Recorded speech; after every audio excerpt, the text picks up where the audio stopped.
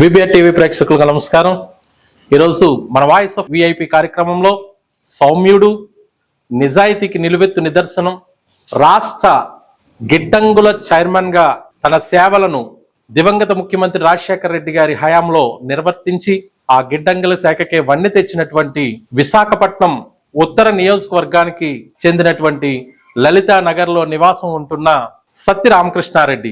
ఆయన రాజకీయ ప్రస్థానం రాజశేఖర రెడ్డి గారితో మొదలైన ఆయన యొక్క నిజాయితీ, ఆయన యొక్క మంచితనమే ఆయనను ఆ గిడ్డంగుల చైర్మన్ పదవిని వరించేలా చేసిన తదనంతర కాలంలో ఆయన వెనుకబడ్డానికి కారణాలేంటి తదితర విషయాలన్నీ కూడా తెలుసుకుందాం. సత్తి రామకృష్ణారెడ్డి గారి దగ్గరికి వెళ్దాం. నమస్తే సార్. మీరు ప్రాపర్ విశాఖపట్నమేనా? నేను పుట్టింది ఈశ్వర్ జిల్లా అత్తమూరు గ్రామంలో మండపేట క్యాంటీన్. నేను 79-81 ఎంఎస్సి కోసం వైజాగ్ వచ్చి 80 నుంచి ఇక్కడ స్థిరపడ్డాను. ఆల్మోస్ట్ వైజాగ్ అయినది 45 years. ఎడ్యుకేషన్ ఎంత వరకు చేశారు సార్? నేను ఎంఎస్సిలో హ్యూమన్ జెనెటిక్స్ విశాఖపట్నం 7 చేశాను. రాజకీయాల్లోకి ఎప్పుడు వచ్చారు? రాజకీయాల్లోకి రావటానికి ప్రేరేపణ ఏంటి సార్? మాకు మా జిల్లాలో రాయవరం మున్సిపల్ అని చెప్పని ఉండవల్లి సత్యనారాయణమూర్తి గారు ఆయన ఉండేవారు. ఆయన జిల్లాకి లీడర్. ఆ రోజుల్లో ఇందిరాగాంధీ టైంలో కాసు బ్రహ్మానందరెడ్డి వాళ్ళ హయాంలో ఆయన ఉండేవాడు. నాన్నగారు కూడా బేసికల్ గా స్టార్టింగ్ నుంచి వ్యవసాయదారులు అయినప్పటికీ కాంగ్రెస్ పార్టీ అంటే చాలా ఇష్టపడేవారు. ఆ క్రమంలో 1970లో మా అమ్మకి 5 అన్నదమ్ములు పెద్ద అయిన రామవరం గ్రామంలో, ఈశ్వర జిల్లా రామవరం గ్రామంలో మా పక్క గ్రామం పంచాయతీలో మెంబర్ గా పోటీ చేసి 3 ఓట్లు ఓడిపోయాడు. అప్పటికి నా వయసు హార్డ్లీ 10 సంవత్సరాలు. అది మైండ్ లో పడింది. తర్వాత నేను ఇంటర్ కోసం 74లో మండపేట జూనియర్ వెళ్ళగానే జయేంద్ర మూవ్మెంట్ కావడంతో మా క్లాస్ 108 మంది. నన్ను ఏదో క్లాస్ రిప్గా నిలబడమంటే నేను కంటెస్ట్ చేయటం, నాతో పాటు ఇంకొక 5 ఒక లేడీతో కలిసి కంటెస్ట్ చేయడం జరిగింది. లేడీస్ 26 మంది ఉన్నారు. మేము 5 ఒక లేడీ. మేము 5 చీల్చుకుంటే లేడీ 20 ఓట్లతో నెగ్గుదామనేది ఆవిడ భావన. నాకు 68 ఓట్లతో నేను నెగ్గాను. మిగతా 40 ఓట్లు వాళ్ళ 5 మంచి.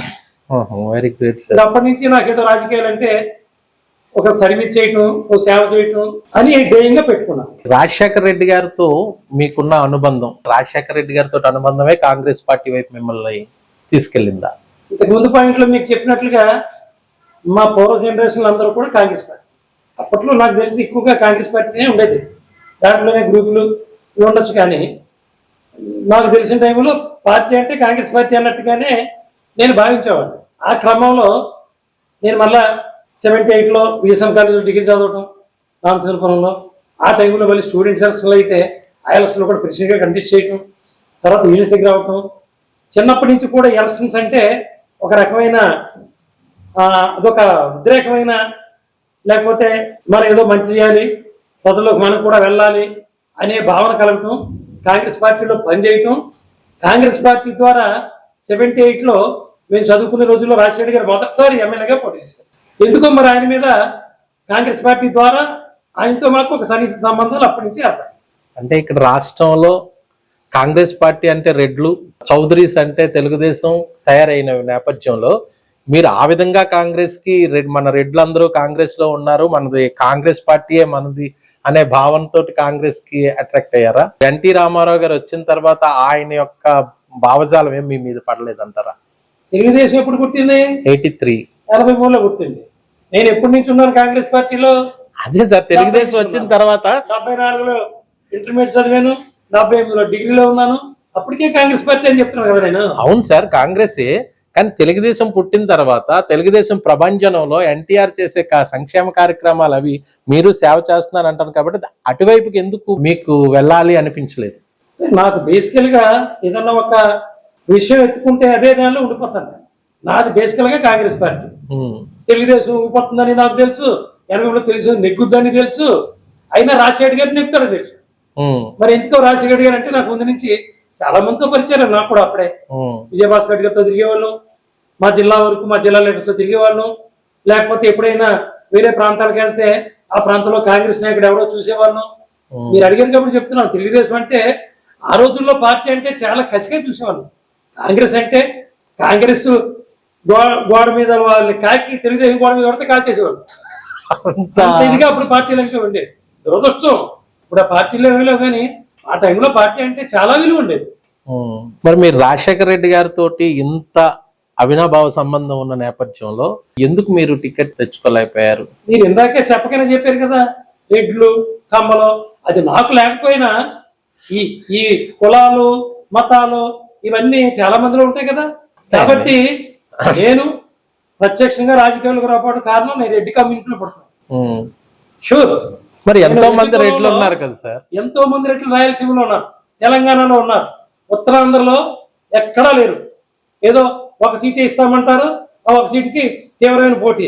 అలా అనుకుంటే రాజులు కూడా చాలా తక్కువ ఉంటారు, కానీ ఆ రాజులు కూడా ఉత్తరాంధ్రలోని వెళ్తున్నారు కదా సార్. చోడవరం అంతా కాపులు వెలమలు, కానీ రాజులకు నెగ్గుతున్నారు. ఎలమంచిలి కాపులు గవర్లు అత్యధిక డామినేషన్, కానీ రాజులు నెగ్గుతున్నారు.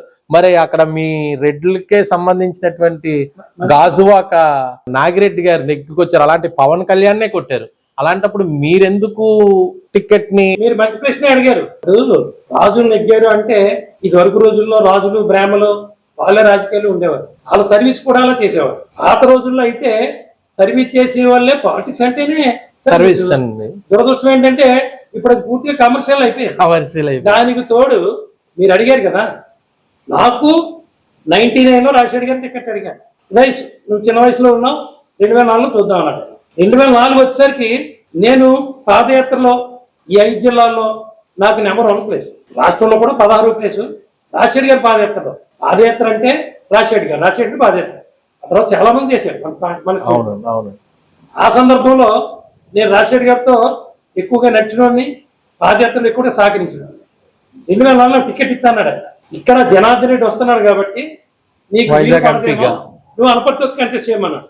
లేదు సార్, నేను ఇక్కడ తిరపడ్డాను, మా పిల్లలు ఎవరు ఒప్పుకోరు, నాకు వైజాగే ఇష్టం, నాకు వైజాగ్ ప్రాంతంతోనే అనుబంధం, నేను తిరిగి వెళ్ళను, ఇక్కడ ఉండి అక్కడ పనిచేయలేను, నాకు ఇక్కడ వైజాగ్లో అయితే సిటీలో నేను రోజు నేతృత్వం అవసరం పర్యటించవచ్చు, నాకు ఇక్కడే కావాలని చెప్పి పట్టుబట్టి వైజాగ్ ఆ రోజు గురుమూర్తి రెడ్డి గారికి ఇచ్చారు కాబట్టి ఇద్దరు రెడ్డికి ఇవ్వని చెప్పి నాకు ఇవ్వలేదు పరిస్థితి. యాక్చువల్ గా మీరు ప్రజలతో మమేకం అవడం చాలా ఎక్కువ అని విన్నాం. అలాగే మీ సేవా కార్యక్రమాలు కూడా ఇందాక నేను మీకోసం ఇంట్రడక్షన్ లో కూడా చెప్పాలనుకున్నాను. పర్యావరణ పరిరక్షణ కోసం మీరు అత్యంత కష్టపడతారని చెప్పి మీ నియోజకవర్గంలో మొన్న మేము సర్వే చేసినప్పుడు కూడా చాలా మంది చెప్పారు. పర్యావరణ పరిరక్షణ కోసం ప్లాస్టిక్ వాడకండి అలాగని చెప్పి, ఎవరైనా షాపులకి మీ ఎదురుగా ప్లాస్టిక్ బ్యాగ్ తో వెళ్తుంటే ఆ బ్యాగ్ తీసుకొని గుడ్డ సంచులని వాళ్ళకి ఇచ్చారని కూడా తెలుసు. అలాగే నియోజకవర్గంలో ప్రతి ఇంటికి కూడా మీరు పర్యావరణ పరిరక్షణ కోసం తెలియజేస్తూ వాళ్ళందరికీ కూడా మీ సొంత నిధులతో సంచులను పంపిణీ చేశారు, గుడ్డ సంచుల్ని. మీరు ఈ బ్యాగ్స్ ఇవ్వడమేనే కాకుండా ఎంతో మంది విద్యార్థులకు, పేద విద్యార్థులకు చదువుకోవడానికి ఆస్కారం కల్పిస్తారని, మీ వలన చాలా మంది బాగుపడ్డారని అనే విషయాలు కూడా మా వరకు వచ్చాయి. మరి ఇంత మంచి చేస్తున్న మీకు ఎందుకు పార్టీ గుర్తించలేదు? ఇది కూడా మీరు అడిగిన మంచి ప్రశ్న. సర్వీస్ అనేది మా అన్న సత్యపల్లి శివారెడ్డి గారు యూత్ కాంగ్రెస్ వైస్ ప్రెసిడెంట్ గా ఇక్కడ చాలా కాలం ఉన్నాడు. తాను సొంత కాలంతో వ్యాపారం చేసుకుంటూ కాంగ్రెస్ పార్టీలో తిరిగేవాడు. ఆ కాంగ్రెస్ పార్టీలో తిరుగుతూ ఊర్లో పంచాయతీలు అంటే మీకు తెలియదు కదా, అప్పట్లో ఒకరినొకరు చంపుకునే స్థాయి వరకు వెళ్ళేది. రకంగా చెప్పాలంటే లోక్సభ కంటే శాసనసభ కంటే పంచాయతీ ఎలక్షన్లే చాలా తీవ్రమైన పోటీలు ఉండేవి. ఆ పరిస్థితిలో ఊర్లో కావాల్సినంత గొడవ అవుతాయని చెప్పని 1996లో ఎస్పీఎస్ఆర్ చారిటబుల్ ట్రస్ట్ పేరుతో ఒక ట్రస్ట్ స్థాపించి ఆ ట్రస్ట్ ద్వారా అనేక కార్యక్రమాలు వైజాగ్ లో కూడా చేశారు. నిష్ణాతులందరికీ కూడా గౌరవించడం జరిగింది. అనేక విద్య కానీ, వైద్యం కానీ, లేకపోతే అన్ని రంగాలలో ఉన్న నిష్ణాతులకి గౌరవించడం కానీ, లేకపోతే ఒక వాటర్ ప్లాంట్, ఒక ఫుడ్, మంచి ఫుడ్ అందించడాలు, చాలా కార్యక్రమాలు ట్రస్ట్ ద్వారా ఇవన్నీ చేస్తూనే ఉన్నాం. అంటే మా ఫ్యామిలీలో గర్వంగా చెప్తాను నేను, మాకు పబ్లిసిటీతో ఇష్టం ఉండదు, మేము పని చేసుకుపోవటమే. మాకు పబ్లిసిటీ గుర్తింపు అనేది మరి పబ్లిసిటీ అవకే కదండి గుర్తింపు వచ్చి. దురదృష్టం ఈవేళ అయితే ఇంత చేతి ఇంత రబ్బు కొట్టుకుంటున్నారు. మాకు డబ్బులతోనూ డోలుతోనూ పని లేదు. సిన్సియర్గా ఛాలెంజ్ చెప్తున్నా, బిజినెస్ లో కూడా చిన్న తప్పు కూడా చేయకూడదు అనేది మా కుటుంబంలో మా నాన్నగారు నేర్పిన విద్య. మన ఆయాసితంగా అన్యాయంగా ₹1 మనం తీసుకుంటే దేవుడు ₹100 వెనకలాగుతారని చెప్పాడు. నాకు ఒక్క నయా పైసా కూడా అన్యాయంగా కానీ అయితే మా కష్టార్జన లేదు, మాకు కావాలి. మా కష్టార్జనలో కూడా మేము 10% 20% ప్రతిష్టామం కోసం ఖర్చు పెడతాం. నాకు అది ముందు నుంచి కూడా ఉంది. ఆ ఉద్దేశంతో 4 సార్లు 5 సార్లు కురుమితి రెడ్డి వచ్చాడు, నాగిరెడ్డి రెడ్డి వచ్చాడు, ఆ రెడ్డి ఉన్నాడు కాబట్టి నీకు ఇవ్వట్లేదు అంటే బాధపడే ఇబ్బందితో నేను 99లో డోర్ టు డోర్ తిరిగి మీరు అడిగారు కాబట్టి చెప్తున్నా, 1,00,000 బ్యాగులు పంచాలని చెప్పి ధ్యేయంగా పెట్టుకుని 85,000 మందికి నేను స్వయంగా ఇచ్చాను. అంటే 85,000 మంది అంటే ఇంటూ 2 వేసుకోండి, 1,70,000 మంది కలిసాను. అప్పుడు కోఆర్డినేటర్ ఉన్నాను, నా కోఆర్డినేటర్ కూడా తీశారు ఇవాళ వైసీపీలో. నేను అనేక సందర్భాల్లో ఎంతో మందికి రామరాజు సత్యనారాయణ గారి దగ్గర నుంచి నిన్నగాక మొన్న కేకే రాజు మీరు తిప్పల నాగిరెడ్డి అన్నారు, తిప్పల నాగిరెడ్డికి నేనే ఇన్ఛార్జ్, మీరే ఇన్ఛార్జ్, స్వయంగా రామకృష్ణారెడ్డి నువ్వు గాజువాక నెగ్గించాను. సిటీలో 4 సీట్లు పోయినా సిటీలో గాజువాక నెగ్గించిన ఘనత నాకు దక్కింది. మీరు నాగిరెడ్డి గారిని అడగొచ్చు, సజ్జల గారిని అడగొచ్చు, జగన్మోహన్ గారు కూడా అడగచ్చు. మరి అంతలాగా నాగిరెడ్డి గారిని గెలిపించడానికి అంత కృషి చేసి మీరు ఎలక్షన్ లో గవర్నమెంట్ వైసీపీ వచ్చిన తర్వాత మీరెందుకు బ్యాక్ అయిపోవాల్సి వచ్చింది? అఫ్కోర్స్ దూరంగా ఉండడానికి అనేక కారణాలు ఉండొచ్చు. ఆ కారణాల్లో మీరు అడిగారు కాబట్టి చెప్పాలి, రాజకీయం కూడా కారణమే. ఇప్పుడు నేను 19 ఎలక్షన్ లో చాలా యాక్టివ్ ఉన్నా, నా కాన్స్టిట్యున్సీ నేను నెగ్గించుకున్నా. తర్వాత పార్టీలోకి వెళ్ళకపోవడం అనేది అది పార్టీకి నష్టమే లేదు కదా. మరి పార్టీ గుర్తించాలి కదా సార్, మిమ్మల్ని ఎలక్షన్ కు ముందు సత్య రామకృష్ణారెడ్డి గారు నాగిరెడ్డిని గాజువాక్ లో గెలిపించి తీసుకురావాల్సిన బాధ్యత మీరు మీద పెట్టారు. మీరు అదే విధంగా వైజాగ్ లో 4 కాన్స్టిట్యున్సీలు పోయినా గాజువాక్ నెగ్గించారు. మరి తదనంతరం మీరు వెళ్ళి ఏదైనా మీకు ఈ పదవిని కానీ ఏది కట్టబెట్టలేదని అనుకుంటున్నారు? నాకు గెడ్డంగల శాఖ కూడా రాజశేఖర్ గారు కాదు, కేశవరావు గారు రికమెండ్ చేస్తే ఇచ్చాను. PCC president K Keshava Rao Telangana. నాకు పూర్తిగా నేను ఇందాక చెప్పాను, సర్వీస్ చేయటమే కానీ తిరిగి ఆశిస్తాం అలవాటు మా కుటుంబంలో కూడా లేదని చెప్పాను. నేను అడగవలసిన పని నాకు లేదు, వాళ్ళే పిలాలి. మీరే చెప్తున్నారు ఎందుకు పెళ్ళలేదని. ఐ డోంట్ నో, నా నిజాయితీ నచ్చకపోవచ్చు, లేదా నా సిన్సియారిటీ నచ్చకపోవచ్చు, నా సీనియారిటీ నచ్చకపోవచ్చు, లేకపోతే నేను ఉన్నట్టు మాట్లాడతాను కదా అది నచ్చకపోవచ్చు, లేకపోతే నేను తప్పులు చేయటం లేదని కూడా నచ్చకపోవచ్చు. నేనైతే చెప్పలేను. అయితే పార్టీలు అందరూ తప్పులు చేస్తుంటారంటారా? No doubt. నేను ఖచ్చితంగా చెప్తున్నాను, ఈ వేళ రాజకీయాల్లో 90% అబౌవ్ ఆల్ పార్టీస్ ఇదొక వ్యాపారం కింద మారుతున్నారు తప్పితే పాలిటిక్స్ అంటే ఏంటండి, నేను 5 ఖర్చు పెట్టాను 100 కోట్లు సంపాదించాలా, 3 కోట్లు ఖర్చు పెట్టాను 300 కోట్లు సంపాదించాలా, అది నాయకుడి దగ్గర నుంచి కింద వరకు కూడా ఇదే సంస్కృతి కంటిన్యూ అవుతుంది. ఇదే సంస్కృతి కంటిన్యూ అయితే భావితరాలు ఏమైపోవాలి? వైసీపీలో కూడా ఇది జరుగుతుంది అంటారా? Not only YCP, all parties, అన్ని పార్టీల్లో కూడా. గతంలో కాంగ్రెస్ లో కూడా జరిగింది. నాయకుల్లో 90% నాయకుల్లో ఇదే పని, దాచుకోవటం, తినటం, తిరగటం. సిన్సియారిటీ సీనియారిటీ ఎవరికి అక్కర్లే. జరిగింది చెప్తున్నాను నేను. నాయకులు చెప్పాలి నాకు ఎందుకు టికెట్ ఇవ్వలేదో, నాలో లోపం చెప్పమన్నాడు ఛాలెంజ్. మరి ఎందుకు మీరు పార్టీలో నేను ఇంతలా కష్టపడ్డాను నాకు ఎందుకు ఇవ్వలేదని మీరు నాకు దెబ్బలాడే సంస్థ లేదని నేను ఎందుకు దెబ్బలాడాలా? మీరు కష్టపడ్డారు కాబట్టి అడగాలి కదా సార్. నేను మళ్ళీ రెడీ చెప్పు ప్రజలు సర్వీస్ చేయడానికి, ప్రజా సర్వీస్ రెడీ. ఏదన్నా అసెంబ్లీకి వెళ్తే ఇంకా బాగా అడగొచ్చు, ఇంకా బాగా సర్వీస్ చేసిన ఉద్దేశం తప్పితే ఏదో నేను పోగొట్టుకోవాలనో పవర్ ఎలకబెట్టాలనో మీరే చెప్తారు. 3 years చైర్మన్ గా ఉన్నాను నేను, ఒక డొక్కు కారులో తిరిగాను. మీరు ఎంక్వైరీ చేయండి వేళ కూడా హైదరాబాద్ లో, లేదా నా దగ్గర చేసిన పిఏలు డ్రైవర్లు ఇప్పటికీ అలాగే ఉంటారు. అడగండి, నేను సింపుల్ సిటీ హార్డ్ వర్కర్నే, నా పని నేను చేస్తాను, దట్స్ ఆల్. అంతే. నాకేమి ఇచ్చారు, మిర్చి మ్యాగజోలు చెప్పారు లేదా నాకు అనవసరం. నేను ఒకటే అడుగుతున్నా, నేను మీ అందరికంటే బాగా సర్వీస్ చేస్తాను, నాకు టికెట్ ఇవ్వండి అంటే. టికెట్ అని కూడా భయపడతారంటే నన్ను కాదు ప్రశ్న, మీరు వాళ్ళని అడగాలి. ఇప్పుడు మీరు ఏదైతే చెప్పారో గురుమూర్తి రెడ్డి, నాగిరెడ్డి వీళ్ళందరూ కూడా మీకన్నా పాపం ఆయన ఒప్పుకుంటున్నారు, వాళ్ళిద్దరు కూడా ఒప్పుకుంటున్నారు. మీరు అడిగితే మరి ఏం చెప్తారు అడగండి ఒకసారి.